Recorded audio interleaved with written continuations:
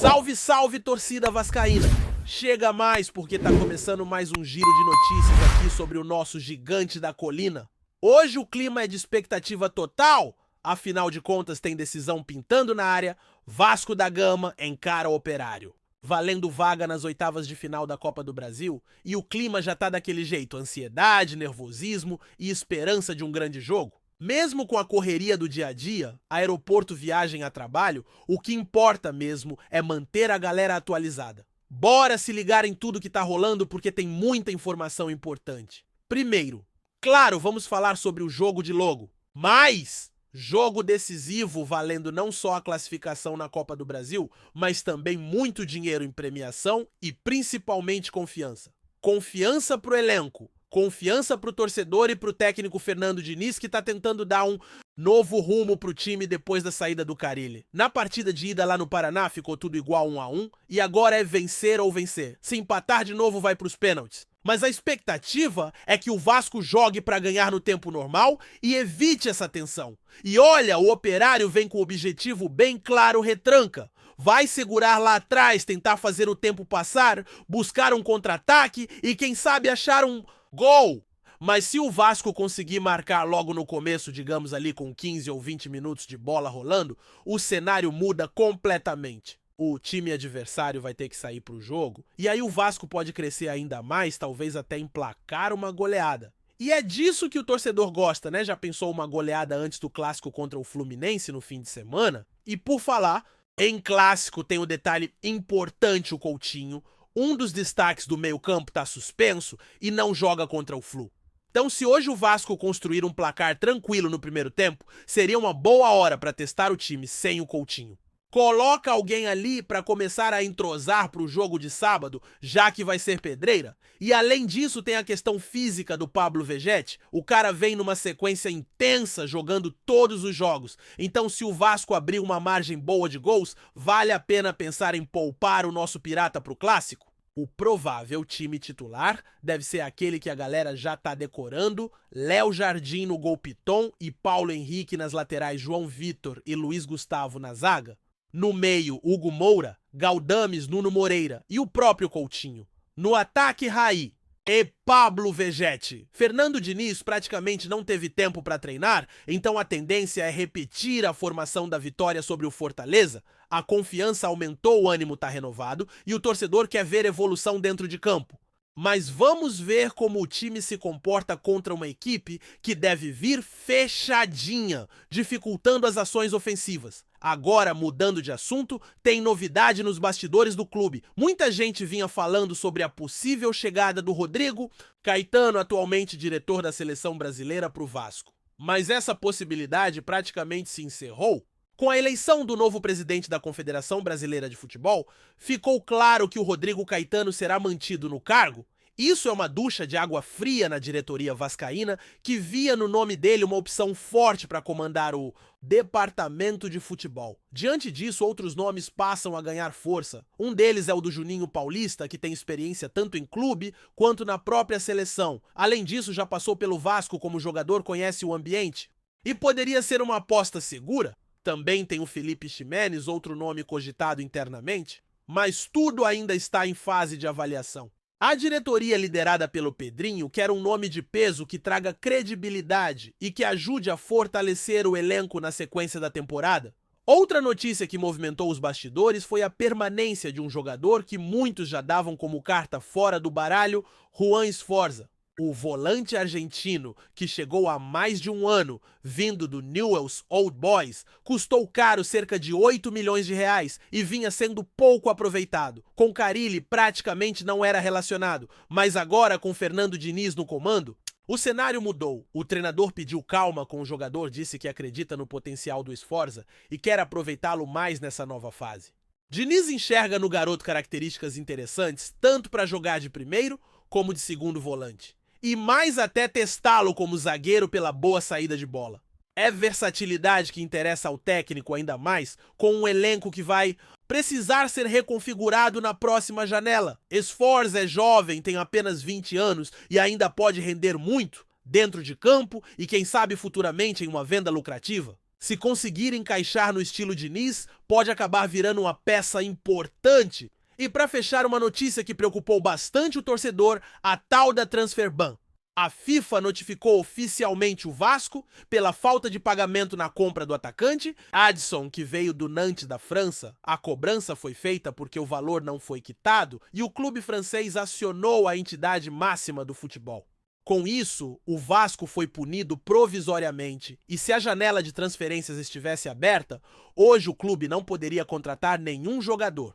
A boa notícia é que ainda há tempo. A janela só abre em julho, então a diretoria tem cerca de 40 dias para resolver isso. A SAF do Vasco já se manifestou dizendo que vai tomar as providências necessárias para quitar a dívida e evitar prejuízos maiores. Mas o alerta tá dado. O time precisa de reforços ainda mais porque é esperado que alguns atletas saiam no meio do ano. Nomes como Léo Jardim, Jair Lucas Piton e até o Raí podem deixar o elenco. Então é essencial deixar tudo em dia com a FIFA para não ser impedido de contratar. E aí, torcedor, como tá a expectativa pro jogo de hoje?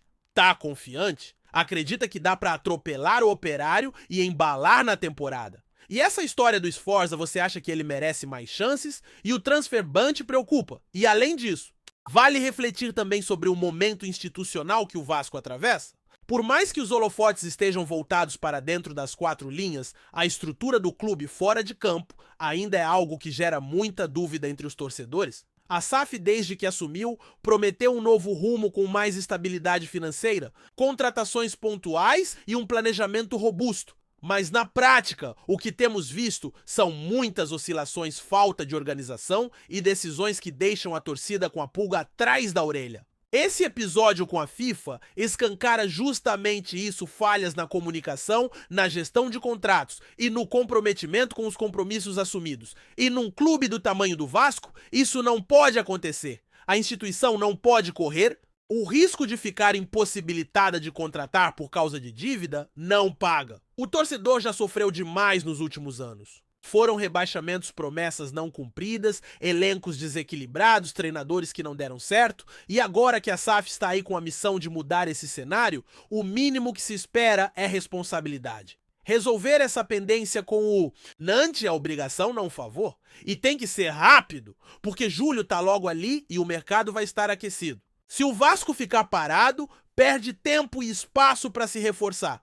E não dá para entrar na reta final do Campeonato Brasileiro com um elenco curto ou carente em posições-chave. Inclusive, outro ponto que a galera comenta bastante é a falta de transparência em algumas decisões. O torcedor quer saber por que determinados jogadores foram contratados e não jogam, como é o caso do próprio Adson ou do Medel, que veio como referência, mas acabou sendo envolvido em polêmicas e perdeu espaço. A gestão precisa se comunicar melhor com quem sustenta o clube, o torcedor, e isso vai muito além de post em rede social, é ser direto, mostrar o planejamento, explicar os rumos. Hoje, por exemplo, a expectativa é de uma reformulação, saídas. Devem acontecer como já vem sendo ventilado e novas peças vão chegar. Mas quem vai conduzir esse processo? A figura do diretor executivo é fundamental nisso tudo. Com a negativa definitiva do Rodrigo Caetano, o clube agora precisa agir rápido para fechar com alguém que entenda do riscado.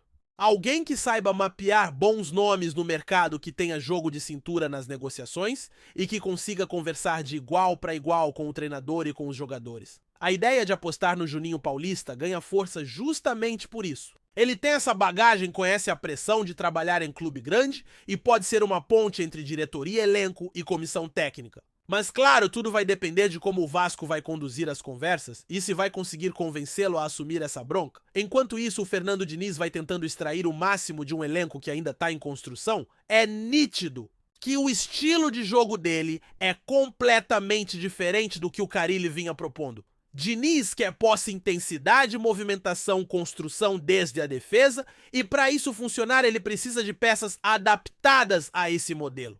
A permanência do Sforza, por exemplo, é uma aposta nesse sentido. O garoto é técnico, tem qualidade no passe, pode ajudar na saída de bola. E como o Diniz já mostrou em outros trabalhos, ele gosta de moldar os jogadores ao seu estilo. Foi assim com o André no Fluminense, com o Nestor no São Paulo. E pode ser assim também com o Sforza no Vasco. E é curioso como o futebol pode virar de ponta cabeça em tão pouco tempo. Um jogador que estava praticamente fora dos planos pode virar peça fundamental, mas isso também serve de alerta para os outros atletas do elenco. Ninguém está garantido.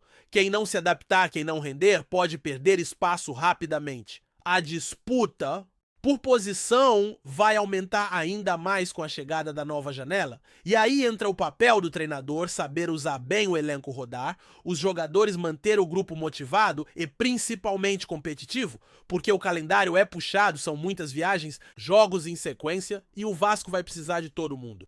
E olhando pra frente, é impossível não pensar no clássico contra o Fluminense? Por mais que o foco total agora seja o jogo contra o Operário, esse confronto do fim de semana vai ter um peso emocional gigantesco. Primeiro, porque é clássico, e clássico é sempre diferente. Segundo, porque pode marcar uma virada de chave no ambiente do clube. Imagina se o Vasco avança na Copa do Brasil e depois vence o Fluminense. Seriam dois resultados de impacto que colocariam o time num outro patamar de confiança. E confiança é tudo no futebol.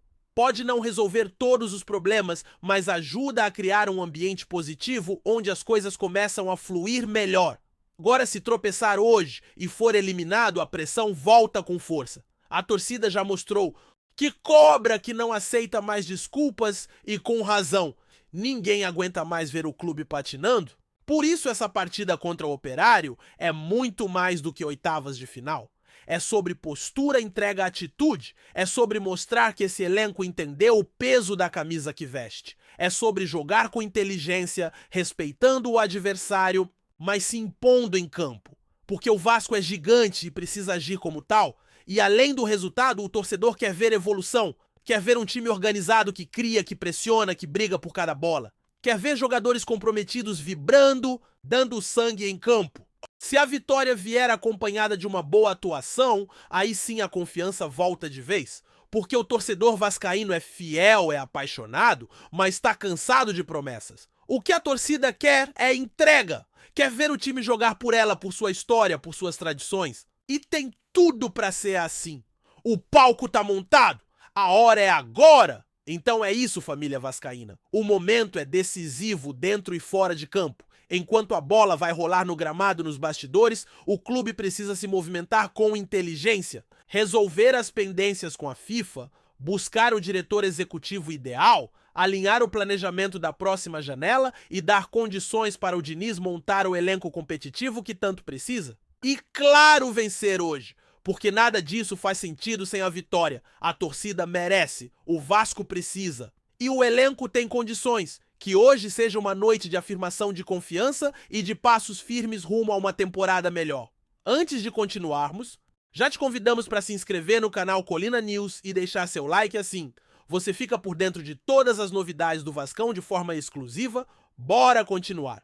Em meio a uma maré de especulações sobre possíveis mudanças no elenco, o técnico do Vasco da Gama, Fernando Diniz, que recentemente voltou ao comando do clube Cruz Maltino, confirmou neste final de semana a chegada de 2 reforços para a sequência da temporada. A revelação veio durante uma entrevista coletiva após o último jogo da equipe. E embora o treinador tenha evitado citar nomes, sua fala foi suficiente para agitar os bastidores de São Januário e incendiar as redes sociais entre torcedores vascaínos. Diniz, conhecido por sua postura transparente e seu estilo de jogo ousado, afirmou que os novos atletas chegam para agregar qualidade ao elenco e atender a carências identificadas no início de seu trabalho. São 2 jogadores que se encaixam bem no modelo que acreditamos. Um deles chega para reforçar o setor de meio-campo e o outro para o ataque. São atletas que trazem características que estávamos buscando há algum tempo, declarou o treinador, sem dar mais detalhes sobre as negociações em andamento. A diretoria do Vasco, que vem sendo pressionada pela torcida por melhores resultados no Campeonato Brasileiro, já havia sinalizado nos bastidores a necessidade de reforçar a equipe. Especialmente após um início de campanha oscilante, os nomes especulados nos últimos dias envolvem jogadores com passagens por grandes clubes do futebol brasileiro e até atletas que estavam atuando no exterior. Com o aval de Diniz, a expectativa é que os reforços sejam oficializados ainda nesta semana.